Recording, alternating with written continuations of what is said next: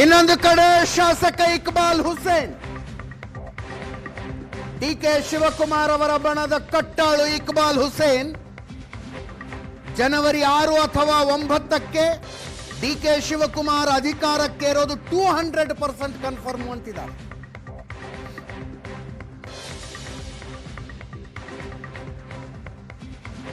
ಯಾರೋ ಶರಣರು ಶಕ್ತಿ ಪಡೆದವರೇ ಹೇಳಿದಾರಂತೆ ಇಕ್ಬಾಲ್ ಹುಸೇನರಿಗೆ.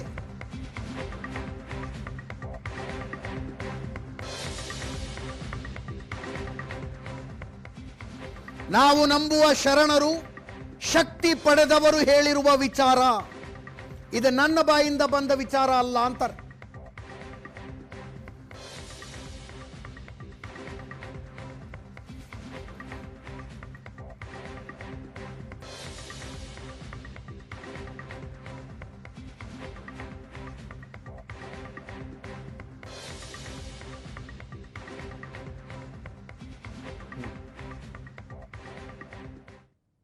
ನೋಡಿ, ನಾನೆಲ್ಲ ಹೇಳಿದ್ದು, ನನ್ನ ಬಾಯಿಂದ ಬರಬೇಕಾದ್ರೆ ಕೆಲವು ಶರಣರು ಯಾರಿಗೆ ಭಗವಂತ ಆ ಶಕ್ತಿಯನ್ನು ಕೊಟ್ಟಿರ್ತಾರೆ, ಕೆಲವರು ಇದ್ದಾರೆ. ಇಂಥ ದಿನ ಮಳೆ ಬರ್ತದೆ, ಅಂಥ ದಿನ ಮಳೆ ಬರ್ತದೆ, ಇಂಥ ದಿವಸ ಎಂಥ ಅನಾಹುತ ಆಗ್ತದೆ ಅಂತ ಹೇಳಿ ಕೆಲವರು ಹೇಳ್ತಾರೆ. ಅಂಥವರಿಂದ ನಾನು ಮಾಹಿತಿನ ತಗೊಂಡು ಅವರಿಂದ ಆ ಬಾಯಿಂದ ಬಂದದ್ದನ್ನು ನಾನು 6ಕ್ಕೆ ತಪ್ಪಿದ್ರು 9ಕ್ಕೆ ಅಂತ ಹೇಳಿದ್ದೀನಿ. ನೋಡೋಣ, ಭಗವಂತನ ಮೇಲೆ ಇವತ್ತು ಕೂಡ ನನಗೆ ವಿಶ್ವಾಸ ಇದೆ. 200ಕ್ಕೆ 200% 6ಕ್ಕೋ 9ಕ್ಕೋ ಅವರು ಅಧಿಕಾರವನ್ನು ಸಿಗ್ತದೆ. ಅವ್ರಿಗೆ ಏನು ನಡ್ಕೊಳ್ಳಿ, ನಮ್ಮ ನಾಯಕರು ನಾವು ಅದನ್ನು ಆಲಿಸ್ಬೇಕಾಗ್ತದೆ, ನಾವು ಕೇಳಬೇಕಾಗ್ತದೆ. ಅವ್ರಿಗೆ ಆದಂಥ ಒಂದು ರೀತಿಯಲ್ಲಿ ಅವ್ರಿಗೆ ಒತ್ತಡ ಇರ್ತದೆ. ನಿಮ್ಮವರು ಯಾರೋ ಮಾತಾಡ್ತಾ ಇದ್ದಾರೆ ಅಂತ ಹೇಳ್ತಾರೆ, ನಾವು ಅದಕ್ಕೆಲ್ಲ ಬಿಟ್ಕೊಡೋಕ್ಕೂ ತಯಾರು ಇಲ್ಲ, ನಾವು ಅದಕ್ಕೆ ಹಿಂದೆ ಸರಿಯುವಂಥ ಕೆಲಸನೂ ಇಲ್ಲ.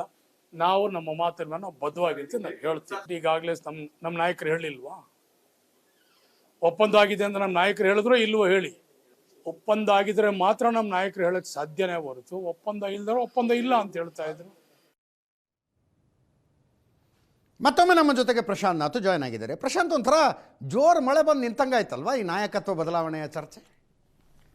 ಅದೇ ನೋಡಿ, ರಾಹುಲ್ ಗಾಂಧಿಯ ನಿರಾಸಕ್ತಿಯ ಕಾರಣದಿಂದಾಗಿ ಕಾಂಗ್ರೆಸ್ನ ಉಳಿದ ಏನು ಹೈಕಮಾಂಡ್ ಇದೆ, ಅಂದರೆ ಮಲ್ಲಿಕಾರ್ಜುನ್ ಖರ್ಗೆ, KC ವೇಣುಗೋಪಾಲ್, ರಣದೀಪ್ ಸಿಂಗ್ ಸುರ್ಜೇವಾಲಾ ಬಿಡಿ, ಅವರು ಆ್ಯಕ್ಟಿವೇ ಇಲ್ಲ ಇವತ್ತು. ಹೌದು. ವೇಣುಗೋಪಾಲ್ ಮತ್ತು ಮಲ್ಲಿಕಾರ್ಜುನ್ ಖರ್ಗೆ ಕೂಡ ಏನು ಮಾಡಬೇಕು ಅಂತಕ್ಕಂಥದ್ರ ಬಗ್ಗೆ ಅವ್ರಿಗೆ ಗೊತ್ತಾಗ್ತಿಲ್ಲ, ತಲೆ ಕೆಡಿಸ್ಕೊಳ್ತಾ ಇಲ್ಲ ಅವರು.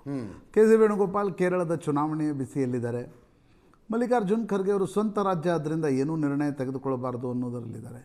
ರಾಹುಲ್ ಗಾಂಧಿ ಯಾವುದೇ ಆಸಕ್ತಿಯನ್ನು ಇಲ್ಲಿಯವರೆಗಂತೂ ತೋರಿಸಿಲ್ಲ. ಹಾಗೆ ನನಗನ್ಸುತ್ತೆ ಈಗ ಡಿಸೆಂಬರ್ ಅಂತ್ಯ ಅಂತಿದ್ರು, ಈಗ ಸಂಕ್ರಾಂತಿಯ ನಂತರ ಅಂತಿದ್ದಾರೆ. ಸಂಕ್ರಾಂತಿಯ ನಂತರ ಏನೇನು ಪರಿಸ್ಥಿತಿ ಉದ್ಭವ ಆಗುತ್ತೆ ನನಗನ್ಸುತ್ತೆ ಅಜಿತ್, 2 ಸಂಗತಿಗಳು. ಒಂದು, ಸಿದ್ದರಾಮಯ್ಯನವರು ಮತ್ತು ಅವರ ಬಣ ಎಷ್ಟೇ ಪುಷ್ ಮಾಡಿದರೂ ಕೂಡ ಸಂಪುಟ ಪುನಾರಚನೆಯ ನಿರ್ಣಯವನ್ನು ತೆಗೆದುಕೊಳ್ಬೇಕಾದ್ರೆ DK ಶಿವಕುಮಾರನ್ನ ಕಾನ್ಫಿಡೆನ್ಸಲ್ಲಿ ತೆಗೆದುಕೊಳ್ಳದೆ ಆ ನಿರ್ಣಯವನ್ನು ತೆಗೆದುಕೊಳ್ಳಕ್ಕೆ ಹೈಕಮಾಂಡ್ಗೆ ಆಗಲ್ಲ.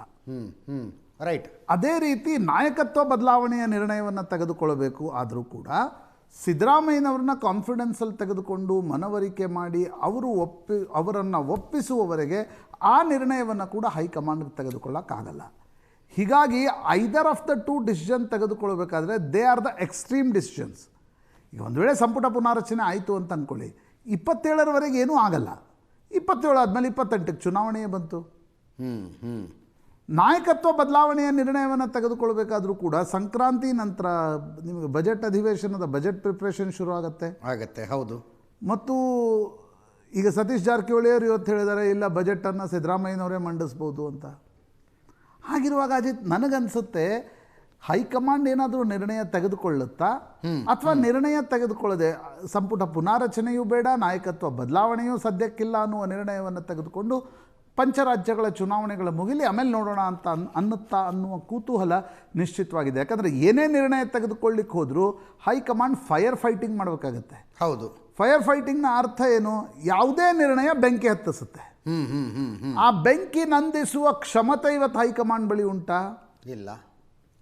ಆ ಕ್ಷಮತೆ ಇರದೆ ಆ ಒಂದು ಸಿದ್ದರಾಮಯ್ಯನವರನ್ನು ಮನವೊಲಿಕೆ ಮಾಡದೇ ಏನೇ ನಿರ್ಣಯ ತೆಗೆದುಕೊಳ್ಳೋಕ್ಕಾಗಲ್ಲ.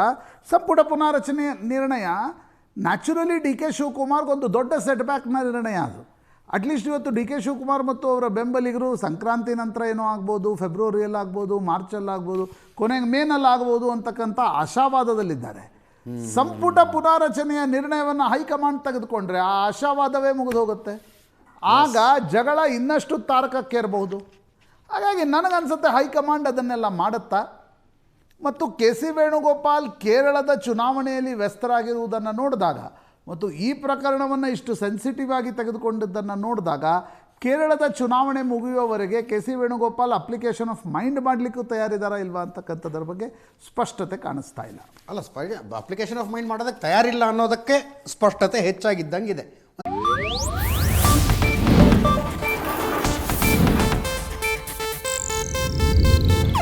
ಇದು ಏಷ್ಯಾನೆಟ್ ನ್ಯೂಸ್ ನೆಟ್ವರ್ಕ್ ಪ್ರಸ್ತುತಿ.